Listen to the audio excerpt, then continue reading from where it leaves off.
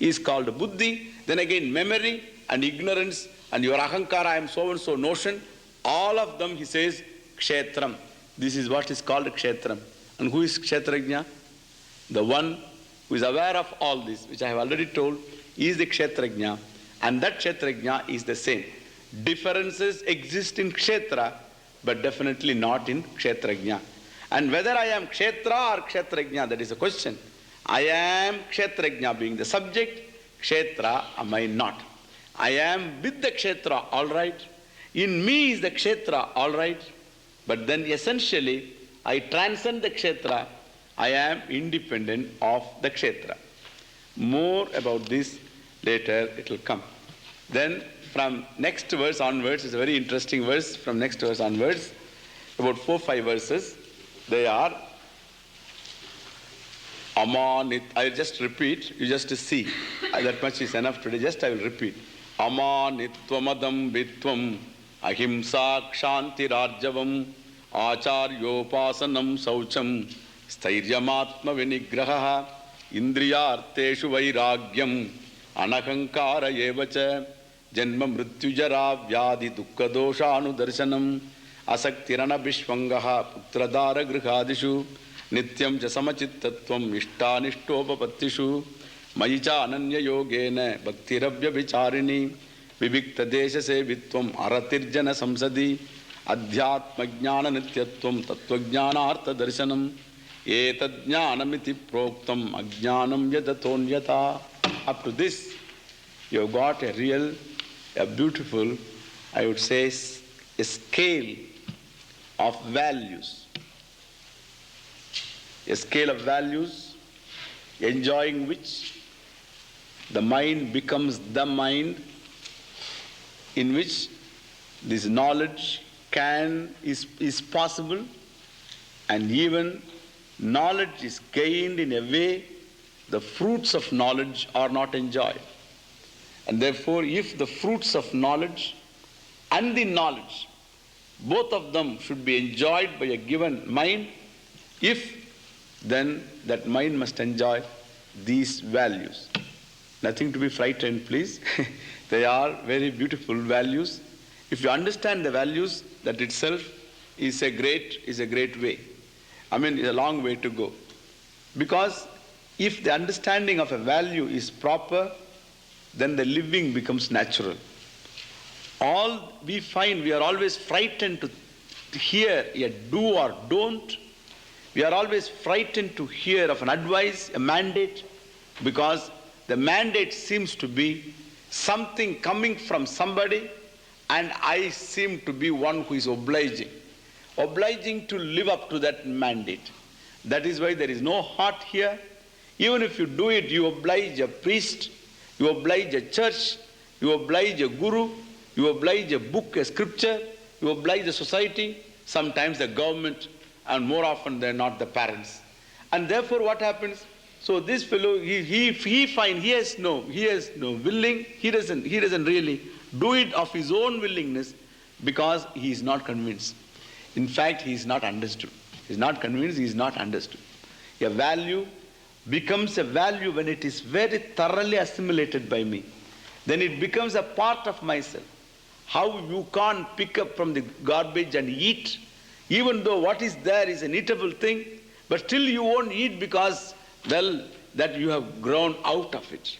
So that part of life perhaps one had lived, so that you have grown out of it, you cannot again do it, please. Similarly, everything it can be so. And thus it should be impossible for a man to tell a lie. It should be impossible for him to get angry. It should be impossible for him to be self-centered. It should be impossible. It is not something that he obliges somebody.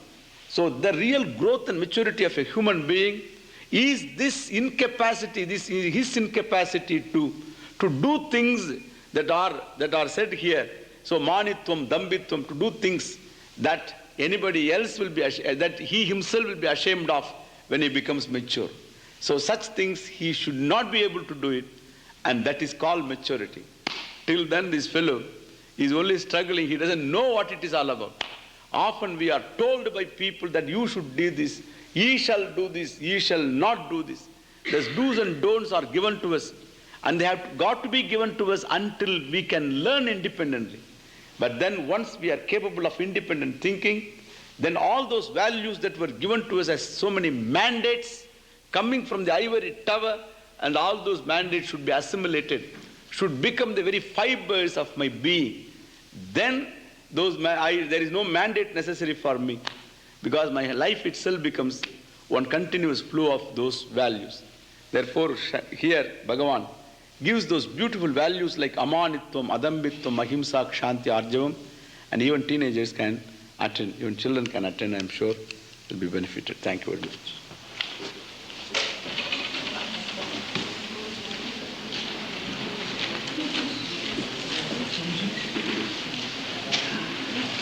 One of the little things I just want to see.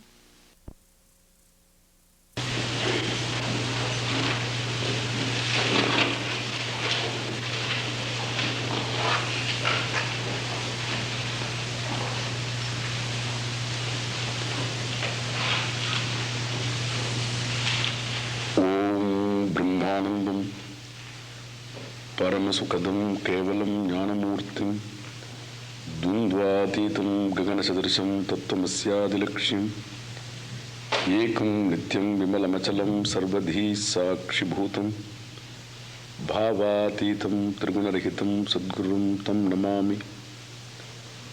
यं ब्रह्मा वरुणेन्द्ररुद्रमरुतस्तुन्वन्ति दिव्यैस्तवैः वेदैः साङ्गपदक्रमोपनिषदैर्गायन्ति यं सामगाः ध्यानावस्थिततद्गतेन मनसा पश्यन्ति यं योगिनः यस्यान्तं न विदुःसुरासुरगणाः देवाय तस्मै नमः। ॐ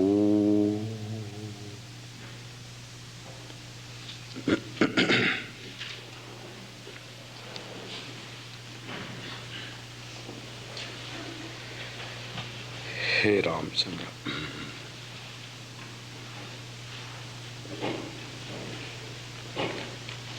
if you remember the question of Arjuna, it was, please tell me what is Kshetra and who is Kshetrajna? What is Purusha and what is Prakriti? Who is Purusha and what is Prakriti? Thirdly, Jnanam Jneyam cha Keshava Etad Veditum Ichchami. He said, what is Jnanam? What is Jneyam? The order was Purusha and Prakriti, Kshetra and Kshetrajna, and Jnanam and Jneyam. Krishna reversed the order, and he first dealt with Kshetra and Kshetrajna for convenience. Then, now he deals with Jnanam, Jneyam, which was the third pair of words, the meaning of which Arjuna wanted to know. Jnanam means knowledge, that is the immediate meaning.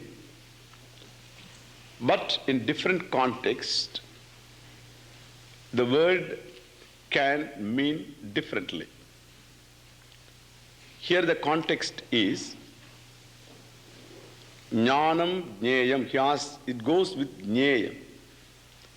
Jneyam means what is to be known.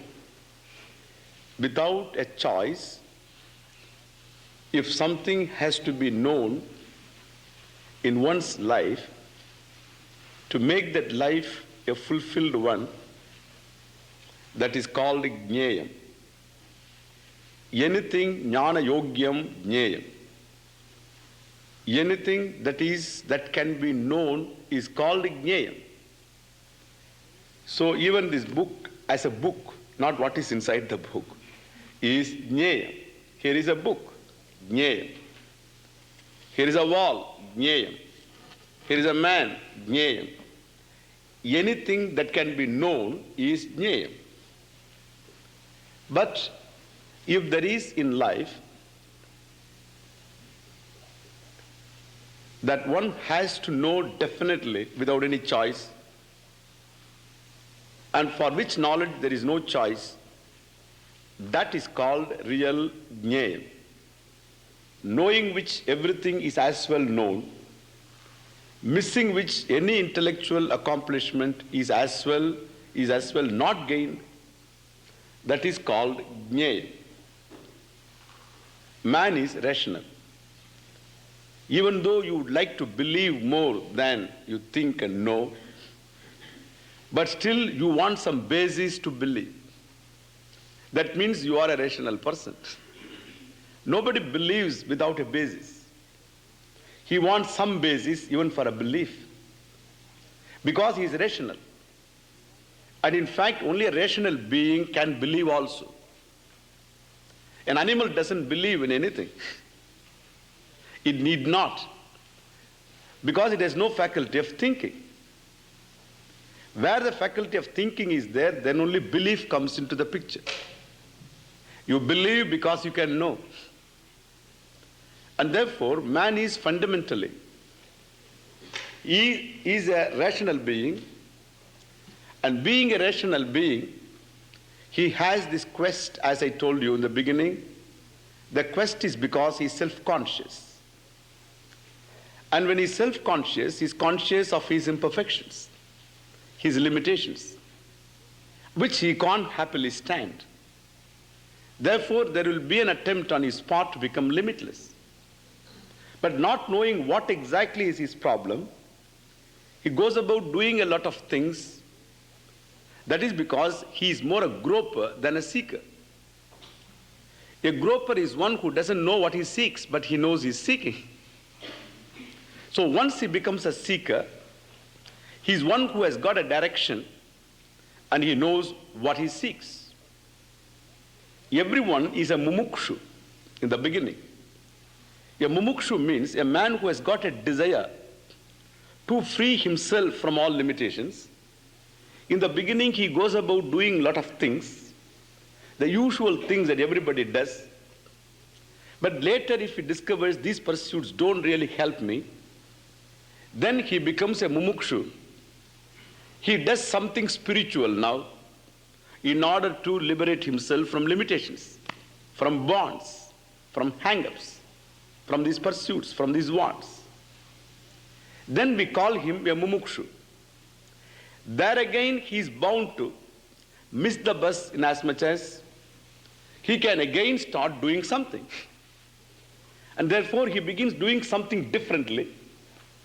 So previously, he was repeating name of money, but now he will be repeating something else.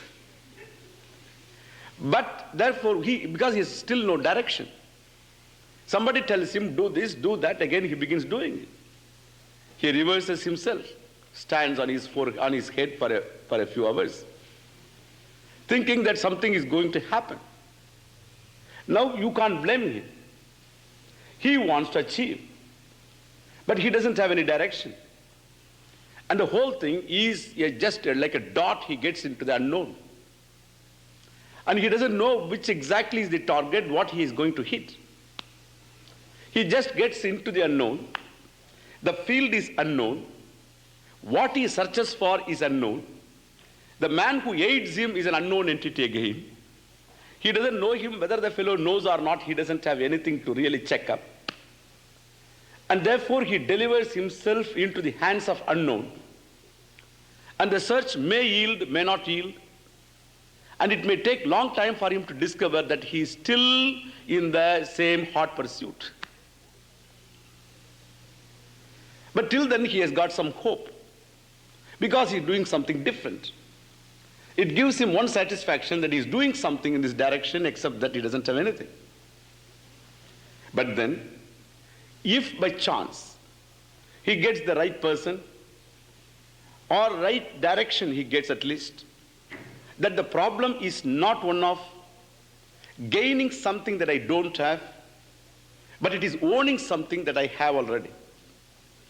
Limitlessness is not something that I can produce, And therefore, either it is I am limitless or I am limited for good. If I'm limitless, then I should know. Thus, if he gains this much of direction, then the pursuit becomes not of doing, it becomes one of knowing. Then he begins searching for one who can make him know. The one who makes him know is called Guruhu, as the word explains itself, as it always does in Sanskrit. Gu stands for darkness, Ru stands for the one who destroys darkness, about myself. So he is tad vijnanartham guru meva bigacche. Nasti akritaha kritena. So what is already there need not be created, cannot be created also. Therefore, tad vijnanartham, for gaining that knowledge, go to that man who will give you this knowledge. Tad vidhi pranipatena pariprasnena sevaya. Upadekshanti te jnanam jnaninaha tattvadarshinaha. Go to that man who can really bless you, who is very well informed of the very method of teaching, and not only that, he knows what he teaches. And if a man knows but he doesn't have the method of teaching, he is useless to you. He is useful insofar as you can just see him and draw some inspiration from. Perhaps he deserves, if you are a Hindu, or you appreciate that culture, you can give him a big prostration. He deserves that. Nothing more than that, for he can't communicate. Therefore, the one who is capable of communication and the one who is sure of his method of communication, that man is called Shrotriya or Shastrajna, and unto that Shastrajna go who knows what he teaches and he can make you see.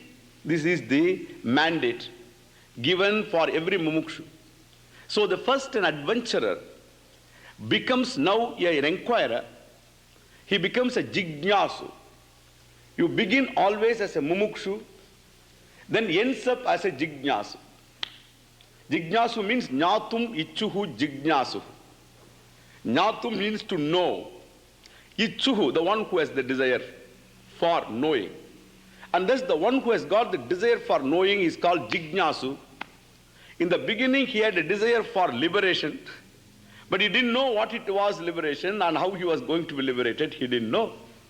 He was ready to do anything that his guru is going to tell. But then, because he had no direction.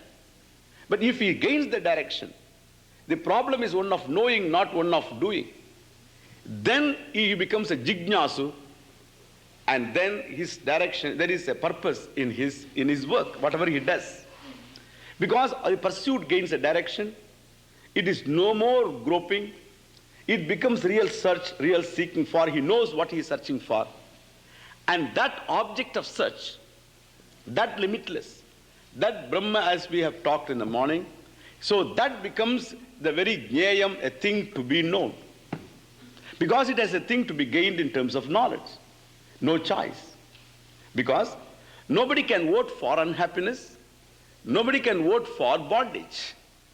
Already he is bound and he wants to be free. So since you have no choice, in happiness there is no choice because everyone wants to be full and happy. There is no choice open to you. Naturally, therefore, being is a choiceless thing, an end for which there is no choice at all. Is a thing that has got to be known by everybody. The only problem is some people know that they want this, many people don't know. Therefore, once they know this is a thing that I am seeking in life, it is not open to choice. Even the people who don't know, and they also search for the same thing. Unknown they search, because they are not satisfied with what they are and begin searching for the same thing. Therefore, what is going to satisfy is only this knowledge. Owning up that I am free, I lack nothing. And there is nothing like fullness, please. You are not going to gain anything equal to fullness, because fullness is like fullness, it has no other thing equal to it. And therefore, he must discover that I am full. Till then, like the river that wants to reach the ocean, he will keep moving, there is no choice. Therefore, the word that is used here, jnayam, Arjuna, this is a thing to be known by you and it is not open to choice. You have got to know. And if a thing that has to be known, then naturally, then there should be a means of knowledge. And the means of knowledge is the teaching. Suppose, what is to be known, listen well, what is to be known is already accomplished. I am the one that is to be known. I am there very much. Then the means of knowledge is available, the teaching is available. Give the benefit of doubt to the teacher, and he seems to know what he teaches. Thus, if the teaching also is available, what is to be known is available, then the knowledge must necessarily take place. If it doesn't take place, we should know that the mind is not prepared for that knowledge. Because here what is in and what you are in for is a peculiar knowledge. It is unlike any other knowledge. For instance, if you want to know what a TB is, a disease called a TB, you are doing research on TB, you don't want to be a TB fellow. If you are doing research on a cell, you don't want to become a cell, you are already one. You don't not one, there are many cells you are after all. You don't want to become a cell. If you want to know something about geology or geography, you don't want to become any of them. If you want to know about physics, you don't want to become physics. If you are making if you want to know what is a potassium cyanide, you don't want to become potassium cyanide. If you want to know what an acid is, you don't want to become one. And whereas if you want to know Brahman, you want to become one. If you know what is limitless, you want to become that. If you want to know what is that silence, what is that fullness, what is that fulfillment, then you want to become that. And therefore here what I want to know is a value. It is not just a concept. It is not just an intellectual knowledge, but it is something that I want to be. I want to be full. And I don't know how can I be full. Therefore, I go in for this and that. And all this and that have burnt my fingers. And therefore, having been burnt, now I begin a new search. And this search again is again a chance. And by chance, I come to discover what is to be gained by me is one of discovery, is one of knowing what I am already. And then, naturally, so that fullness that I am seeking in my life, and that freedom from all forms of limitation, as I said yesterday, the limitation of time, limitation of ignorance, limitation of unhappiness, or lack of fullness. So these are the threefold limitations that a soul is suffering from. That soul is yearning, a soul that is panting for that freedom. Naturally, that freedom is a value. It is a thing that I should own up. And therefore, it is not just if I know that there is such a freedom, I'm not going to be freedom. So I want to be free.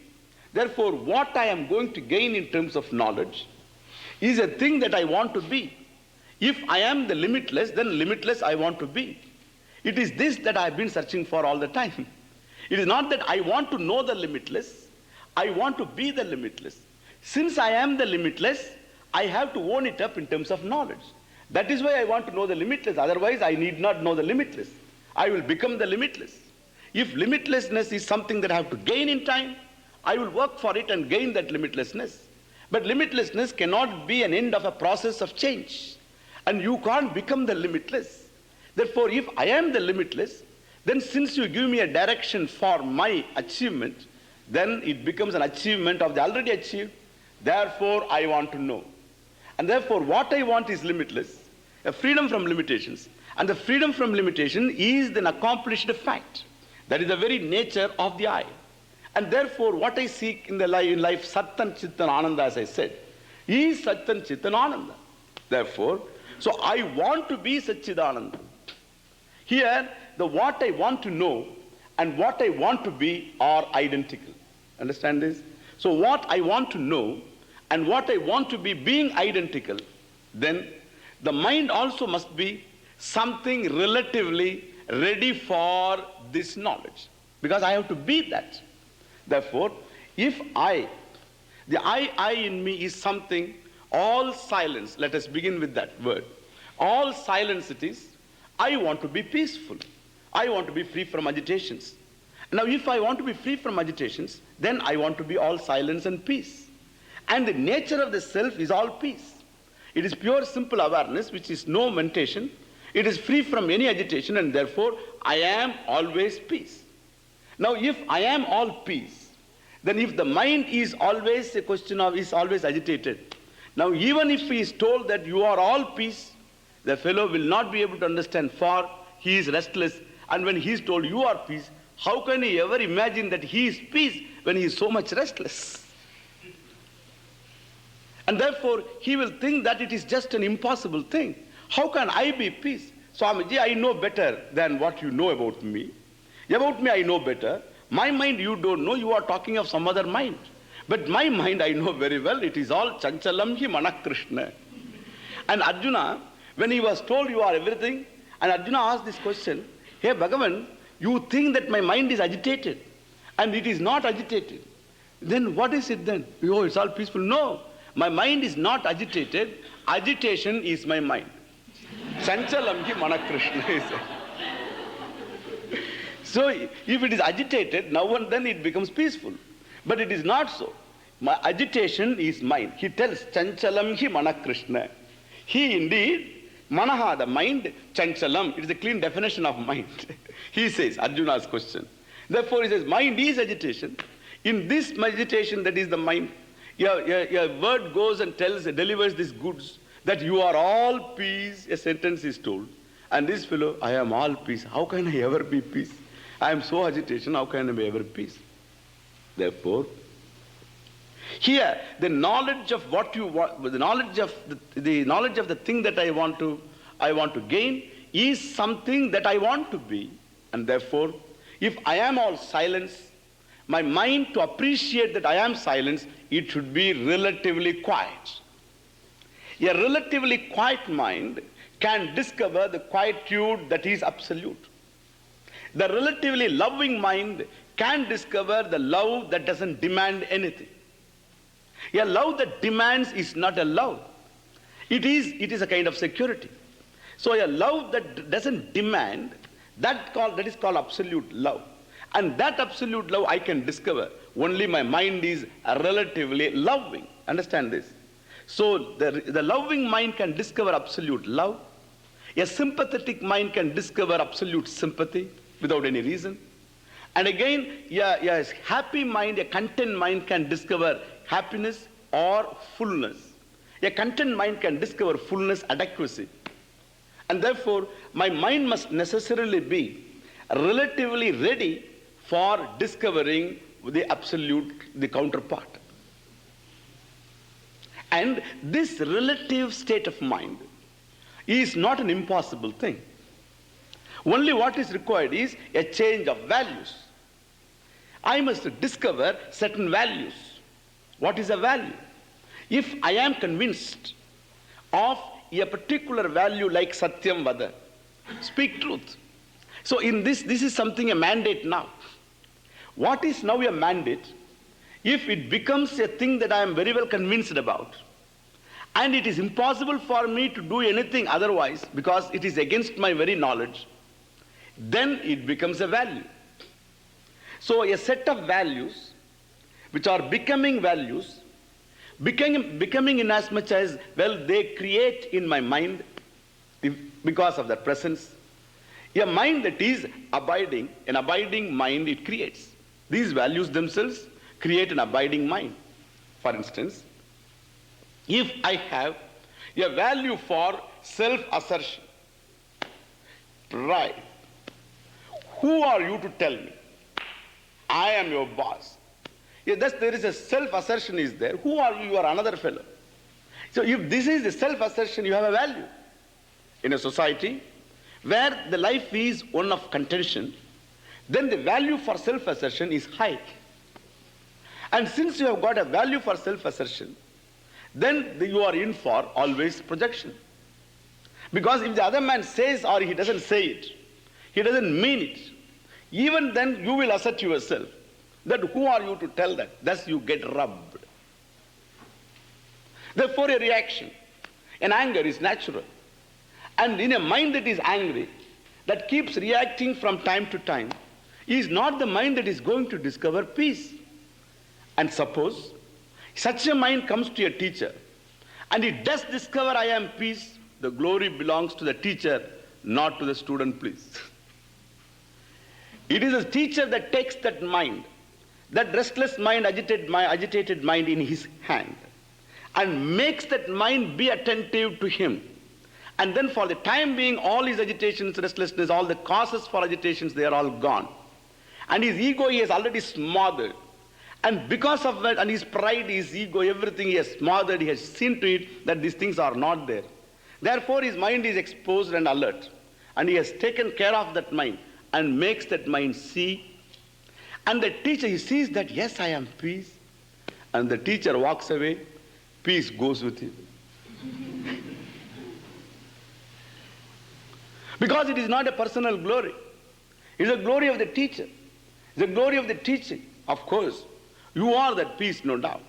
He didn't do any miracle. But then the miracle was that you could see it. That was the only miracle. That you could see that you are at peace with yourself. So that's this miracle he could work on you because of his capacities, because of his power of communication. And therefore he could make you see. And he walks away. You find that you are in the same position. Even suppose you see, I'm telling.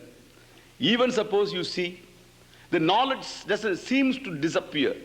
And you begin to doubt later, intellect being what it is. Was it only a make-believe? Did Swamiji just hypnotize us? And by doing some kind of magic and make us all feel all peaceful? Was it a real thing? Or it is a real thing like Coca-Cola? The real thing. There are many real things in life anyway.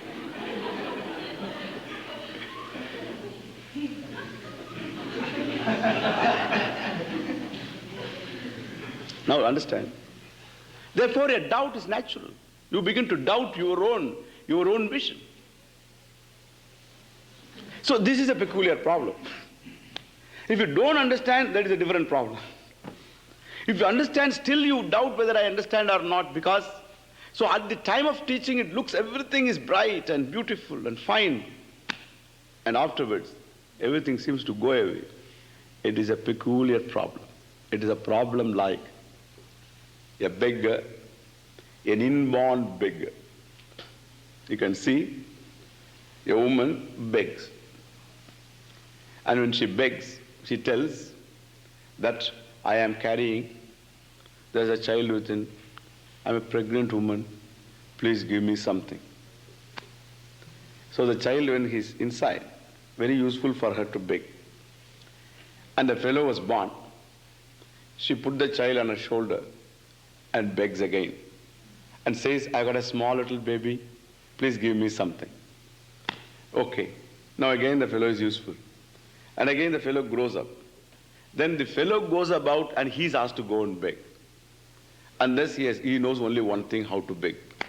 Even before he was born, he was useful as for beggary. And born, he was of course useful for beggary. Later he went on begging. And thus he is an inborn beggar. And this fellow, beggar, also wants to become rich. And therefore, he bought a lottery ticket. Every time he buys a lottery ticket, and then in India now there are a lot of lotteries going on, state-owned lotteries.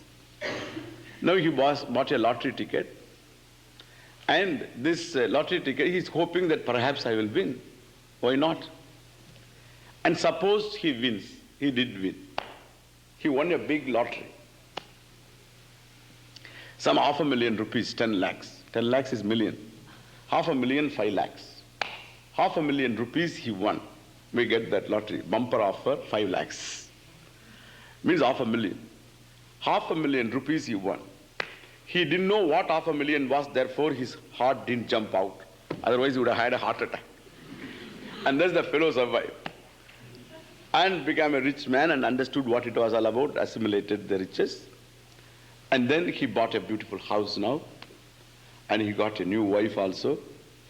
And he got a new car, all right. He learned driving. He's a new Naya rich man. He's a new rich man. A new rich man always doubts his riches. Whether he's rich or not, he is not confident. Therefore, what he does, he has to display his riches. And therefore, he put on a lot of rings everywhere, diamond ring and all that, all the fingers. And thus all over, except his nose, Everywhere he had fingers. In all the rings and whatnot he had. Anything. Any place that it is acceptable in the society, all those ornaments he had all over him. He's got a gold wristwatch, a gold chain, and when he talks all the time, he talks like this so that you will know. Understand why? So this is the fellow who has become suddenly rich. Now this fellow, suppose, he goes to the market, and there, as he was going, there in India you can see these scenes, on a platform, somebody brings some sweets for distribution to the poor people. And some beggars are around there, and all these fellows come. And they are all just collecting this, whatever that is, giving a laddu. Laddu is a sweet like a ping pong ball. That's all I can talk about. So this fellow was distributing, and all the fellows went on stretching their hands and then struggling to get one laddu. And this fellow, he stopped the car.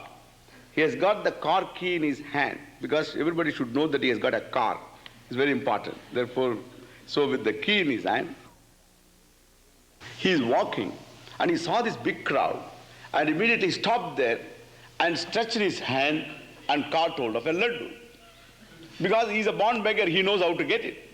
So he just stretched his hand, all these fellows are gaping, he got it and clutched the laddu. And as he was getting the laddu, the other fellow saw the rings dazzling in his fingers. And he wondered, how this fellow with all these rings and gold wristwatch and all that, so well dressed, and he comes for a laddu, and thus that fellow wondered at this fellow having given him the laddu. And in his wonder, this fellow read his mistake. Why? Because he didn't want to collect laddu, but it just happened mechanically. For he can't stand any distribution anywhere, for all his lifetime he has been a beggar. And when some distribution was there, immediately he stretched his hand. And he realized just later, a minute later he realized. But then damage is done. Now please tell me, this fellow curses himself. This beggar comes out only when some distribution is there. Then when will he come out? He will come out only when distribution is there. And when he is driving a car, there is no beggar. But once there is an occasion like this, he becomes beggarly. Please tell me, is he a rich man or a beggar? It's a new problem. Is a rich man or a beggar? He's a beggar. So in India, a fellow who earns 500,000 rupees is a beggar. Then his standard of living must be something, something that I can't imagine. That fellow is, by all standards, he was a rich man. So he is a rich man, but then how can you call him a rich man who goes about collecting laddus? And which are meant for poor people, really. Why? Because he is a rich man factually. Factually he is a rich man, actually he is not. In the sense, even though he is rich, he has not assimilated the riches, for he didn't become rich like that slowly. But then he has become rich just like that. He was skyrocketed, as it were, to be a rich man. And suddenly, having become rich, he is not able to assimilate the riches he owns now. It is because of the very suddenness of the discovery. And therefore, the mind continues to be beggarly, for a habit, whether it is a thinking habit or it is a habit of doing an action in terms of action. Well, a habit always dies hard. Because it grows upon you, a habit grows upon you in time. A habit also dies off you in time. It is just like that, you don't become different. The only problem here is that even though not that he is poor, he knows that he is rich. And he has no problem, he doesn't have the old problem of feeling that I am a poor man. But he knows that he is rich. But in his behavior, his thinking is beggarly. His actions are beggarly. Sometimes his words also are beggarly. So physically, orally, mentally, he continues to be a beggar, for he is yet to assimilate the riches. That because his mind is not prepared for the riches. It is an unprepared mind that suddenly discovers some riches and therefore he continues to be a beggar. You can perhaps understand this another illustration I'll give you. You must have seen this three-dimensional movie. Have you ever seen three-dimensional movie? Must have definitely seen. With the goggles on? Yeah. So with the new goggles, you go and sit there. So the three-dimensional movie, what they do, suppose a man just takes an object in his hand and then throws against the other fellow. There is a fight going on between two fellows. You are sitting there having paid entertainment tax and then again in the theater, and you are sitting there relaxed in a chair, and now this fellow throws a stone against another fellow. The stone directly comes to your head and you duck.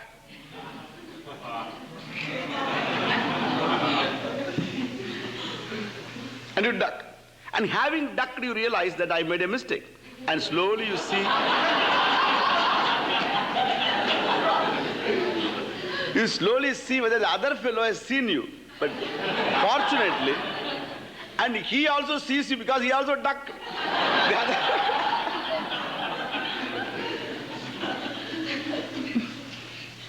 Now tell me, it's a new problem. So, do you know that you are seeing a movie or not? Please tell me. Do you know that you are seeing a movie or not? Yes. But if you know that you are seeing a movie, how come you duck? For a stone that is there in the movie, how come you duck? What?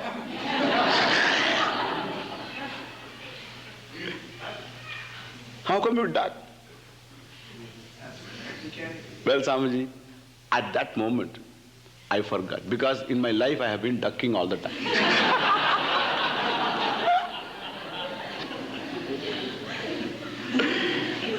In life, we have been ducking, I tell you.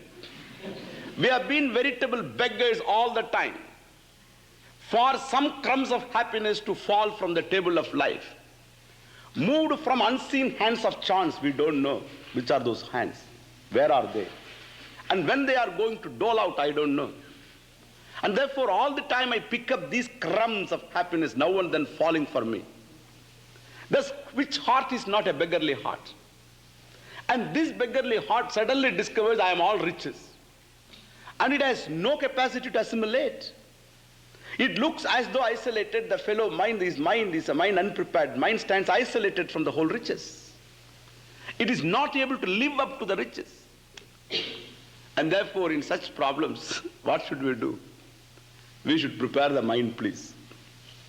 It should know what it should have, owning which it will be able to enjoy the fruits of this knowledge. There is a lot of difference between another knowledge and this type of knowledge. Here, what I want to know is what I want to be. There, what I want to know is not what I want to be. I may want to know what a cancer is, but nobody wants to be one.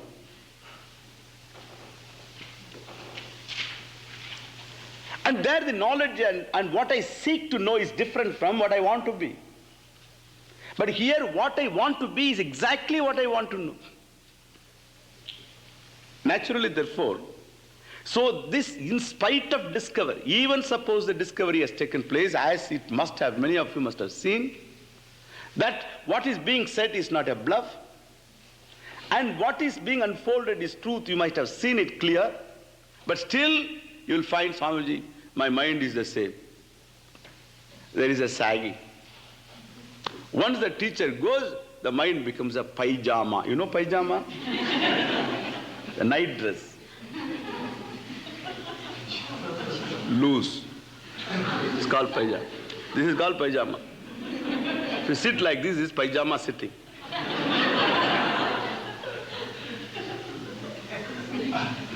The mind sags, seems to lose, seems to be the same as it was before.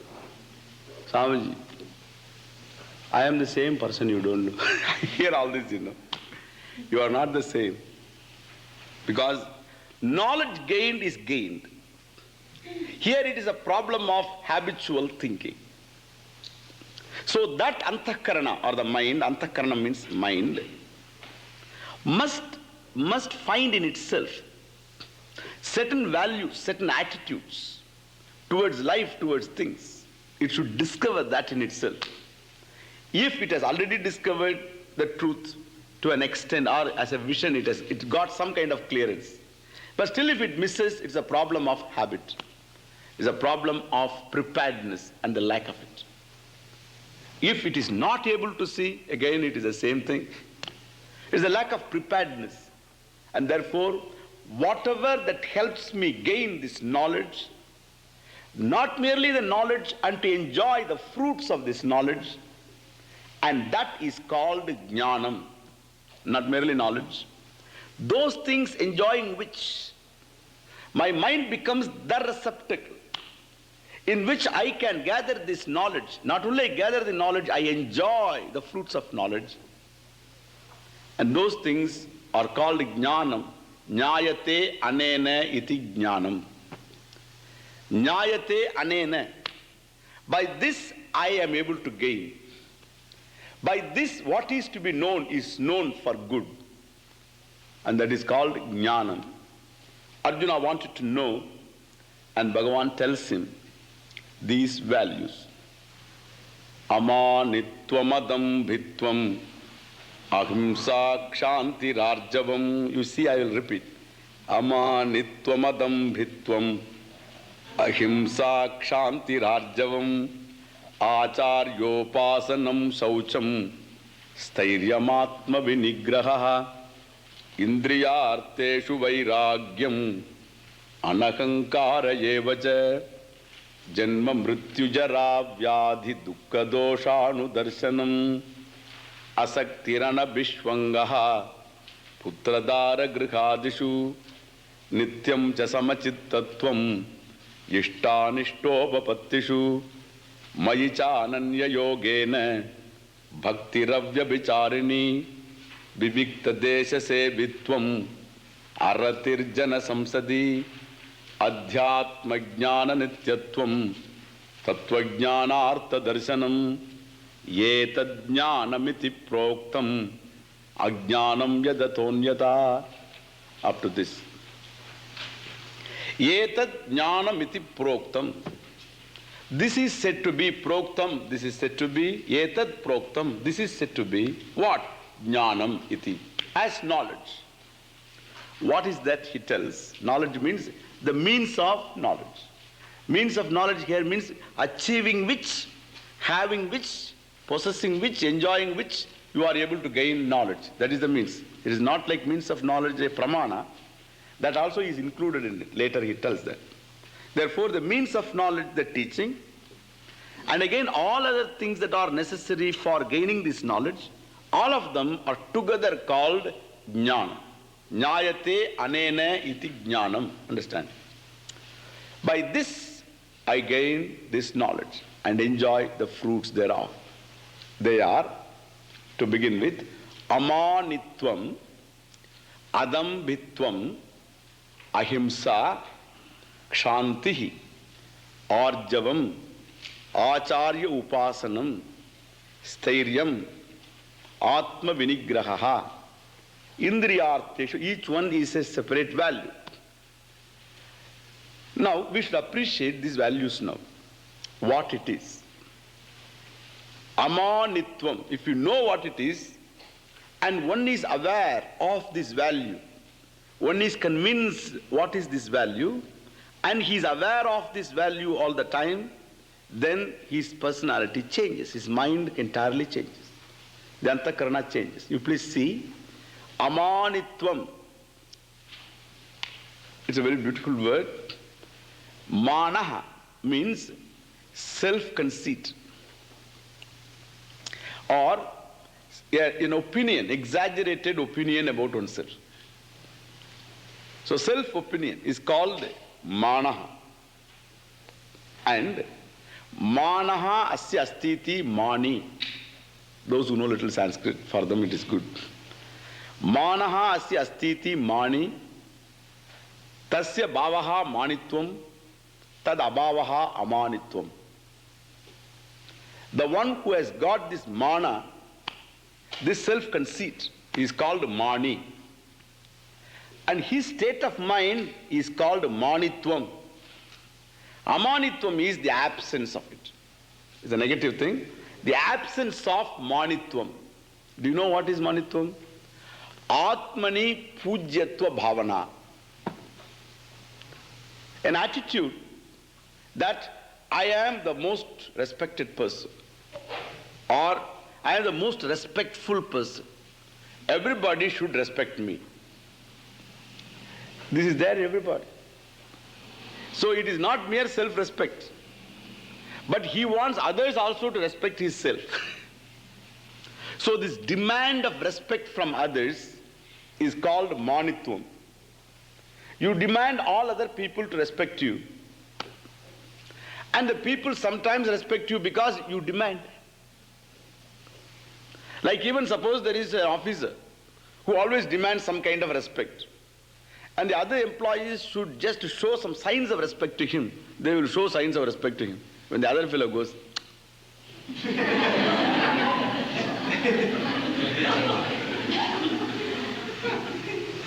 but suppose you are a man and to whom the others show respect because of something they see in you. That respect is real. Even that is not real, I would say, far. Because he gives respect to you from his own standpoint. He thinks something valuable. A robber will respect another fellow who is a better robber. He is always a respectful guru to him.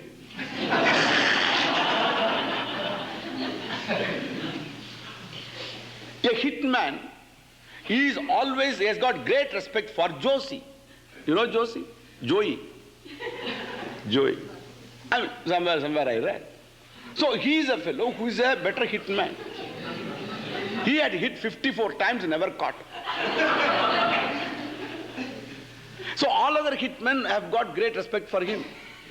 Because if they don't respect, immediately the fellow will pull out. They respect for him. Now what I say, so if others give respect to you, that itself is false, I am telling. It is something like somebody calling, yes, Einstein, a great scientist like him. He is told, oh, you are a wonderful scientist. This fellow doesn't know water boils in 100 degrees C, he doesn't know that. So this fellow says, you are a great scientist. And this greatness, his appreciation of greatness is nothing. It takes a great man to know a great man. At least somewhere near he should be. At least he must have some master's degree in his physics. Then perhaps he can appreciate the greatness of that great scientist. So an idiot who is still doubtful whether 2 plus 4 is 6 or 5, and if he says, oh, Einstein is a great man, it's meaningless. It is something like you are telling me, Swamiji, you have got great Sanskrit knowledge. I say, you don't know anything about Sanskrit. If there is a Sanskrit Pandit who sits before me and then he listens to me and he tells me that, Swamiji, you have got great Sanskrit, that is great. Because he knows what Sanskrit is. Even as I explain, he will know whether I know Sanskrit or not. But if you don't know what Sanskrit is, definitely you are not going to be. Anybody comes and tells some words that you can't mouth, then it is Sanskrit. Understand that? Therefore, so among the crowd of mutes, a blabberer is a great exalted Antony. And Antony, who is a great orator. You know Antony? Antony in Shakespeare, in Julius Caesar. So this Antony is a great orator. Brutus and Antony. And this fellow he can only blabber a few words. But all other fellows are mute. They all look at him in great wonder. What a wonderful Antony. Therefore, any respect given by a man to you, it is from his own scales of value. And tomorrow, suppose a fellow changes his scales of value. He reverses his value, as you had done to many gurus, I am sure. And therefore, any baby, any odd fellow was a guru for you in the beginning. But when you were in it for some time, slowly you began to feel your way. Then you begin to understand the bluff and you call the bluff also. And therefore, say, first it's all respect. Oh, he's a great man because everybody told he's a great man. And some people carried him in a palanquin. You thought he must be great, otherwise they won't carry him in a palanquin. And he must be great because there are a lot of people following. Popularity gives you some idea. Because he's very popular, then he must be a great man. I say, to be popular, you need not be a great man. In fact, great men may not be popular because they are too great to become popular because others don't understand him. and therefore, the popular man is generally who does some popular thing. You must know this very well. To be popular, you need not have anything. If you have a big pouch, that's enough. You come in TV and giggle all the time, that is enough. That is enough. You're popular. Every child knows that. But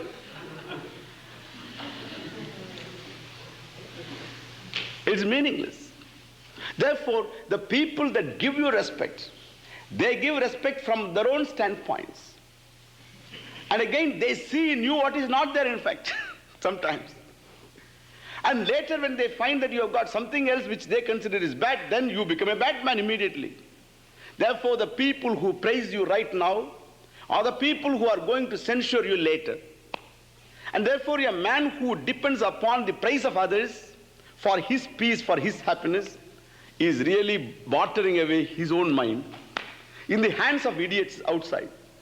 And therefore, such a person is not going to find any peace for. If the other man frowns at him, that is enough, he is thrown out of gear. Where is that peace? I might have told him, you are peace, but peace goes to pieces.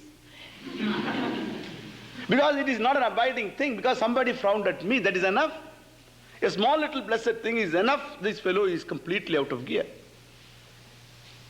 Therefore, Bhagavan says, please check up.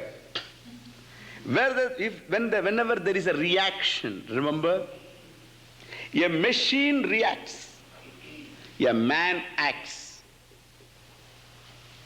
It is a machine that reacts. It is a man that can act. An animal reacts. For it, anything is happening. When a donkey kicked the fellow, it didn't think whether this fellow deserves a kick or not. Thus, it didn't think over deliberately and then lifted the leg and kicked. It felt like kicked.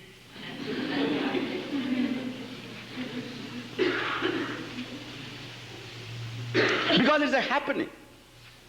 There it's controlled by instincts. There is no deliberation. But whereas, similarly a machine much less, there the machine is something that just happens for the machine. As I said the other day, if a motor keeps revolving 80 times per minute, enjoying 80 RPM as you say, then it will revolve